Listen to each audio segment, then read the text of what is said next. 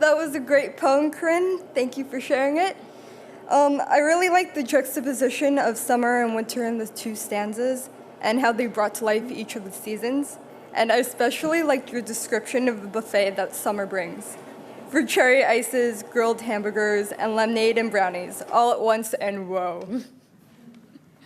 Can we have another round of applause for all the girls who have read so far tonight?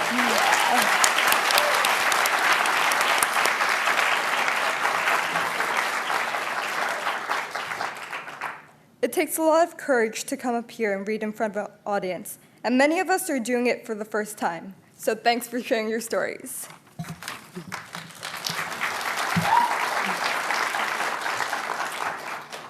We have heard so many moving pieces already, and really, I'm truly floored. And we can't wait for the second half, and we do have many more wonderful readings. But before we move ahead, Ida and I would like to share some of our work.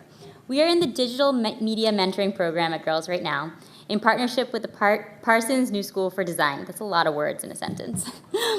Our program combines the traditional writing program with multimedia, so we can prepare our girls with skills and tools for writing in the digital age.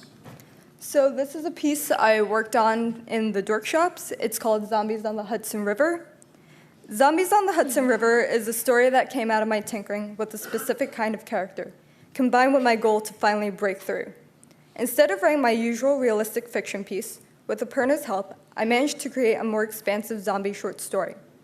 Zombie on the Hudson River looks at all the zombie drama from a more distant standpoint, through a CDC investigator compiling a case file for her supervisor.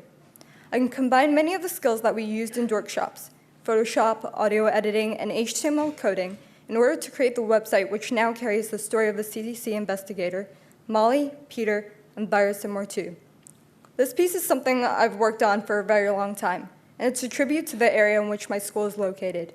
And of course, I hope that a zombie virus never really comes to New York City, but the mere idea of zombies on a frozen Hudson was too good to pass up.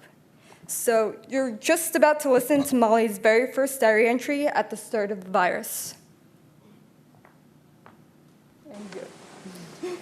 Dear Peter, you look beautiful, sitting in the middle of the West Side Highway, where the cars that used to clog up the city's arteries thinned out because there are so few people left to drive them. It's almost as if you don't get the constant image of Mr. Matsudi telling us about kinetic energy and potential energy, and then crunching down on Elizabeth's skull. It's almost like you don't see the blood pooling out from the back of her neck and Mr. Matsudi shaking hands around her throat.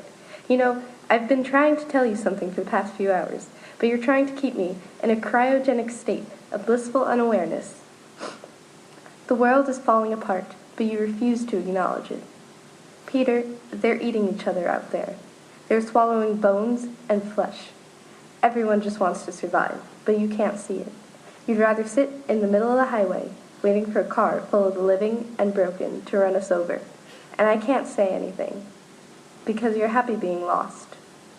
Happy, of course, until they start firing, because they think we're going to start consuming the rest of their mangled limbs. Cannibalism, not cannabis, Peter. Listen to me for once.